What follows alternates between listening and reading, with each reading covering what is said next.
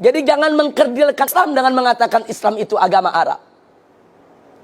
Nah yang kedua, mereka katakan Islam itu agama pendatang. Tunggu dulu kalau kita mau bicara soal pendatang. Islam itu agama dari Allah. Bumi ini ciptaan Allah. Bumi ini milik Allah.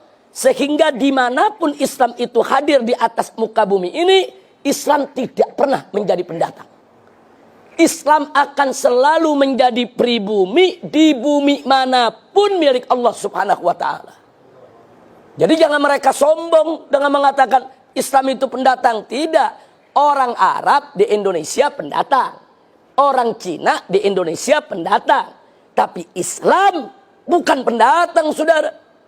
Islam itu datang dari Allah subhanahu wa ta'ala di atas muka bumi. Bumi ini milik Allah. Bumi ini ciptaan Allah. Dengan hak apa ada manusia yang begitu sombong mengatakan agama yang datang dari Allah dikatakan sebagai pendatang? Enggak begitu, saudara. Nah, jadi ini berbahaya sekali. Ingin mengecilkan peran Islam, ingin mengecilkan nilai Islam. Dia ingin bermain kata-kata. Nah, kemudian selanjutnya dia katakan karena Islam ini pendatang dari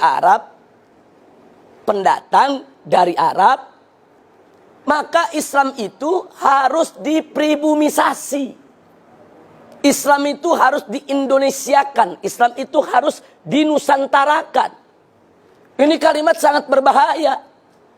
Loh, kenapa saya katakan berbahaya? Karena dulu Nabi pada saat diutus oleh Allah subhanahu wa ta'ala pertama kali ke tengah bangsa Arab, bukan untuk mengarabkan Islam, tapi untuk mengislamkan Arab.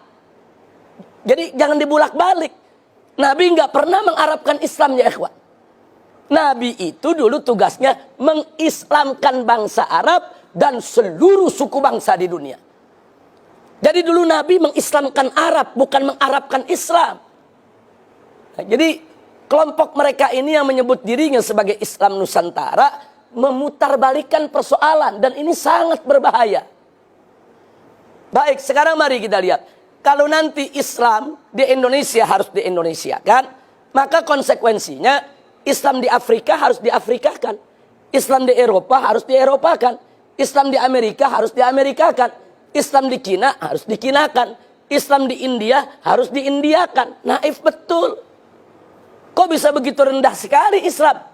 Ingin diubah-ubah, disesuaikan dengan suku bangsa? Tidak. Dulu Nabi alaihi salatu wassalam dan para sahabatnya radhiyallahu ta'ala anhum, dan para tabi'in, para tabi'it tabi'in, serta ulama yang datang setelah mereka, saudara, mereka berjuang menyebarluaskan Islam. Mereka Islamkan Arab, Islamkan Persia, Islamkan India, Islamkan Cina, Islamkan Amerika, Islamkan Eropa, Islamkan Afrika, dan mengislamkan Nusantara. Wali Songo dulu ketika berdakwah di tanah Jawa, Wali Songo nggak pernah menjawakan Islam. Wali Songo nggak pernah menusantarakan Islam. Justru Wali Songo mengislamkan tanah Jawa dan mengislamkan Nusantara. Nah ini sengaja saya tekankan karena mereka ingin mengkerdilkan Islam seolah-olah ini cuma urusan orang Arab. Sebetulnya yang mereka mau serang bukan Arab, mereka mau serang Islam. Arab ini cuma perantara saja, ya ikhwah.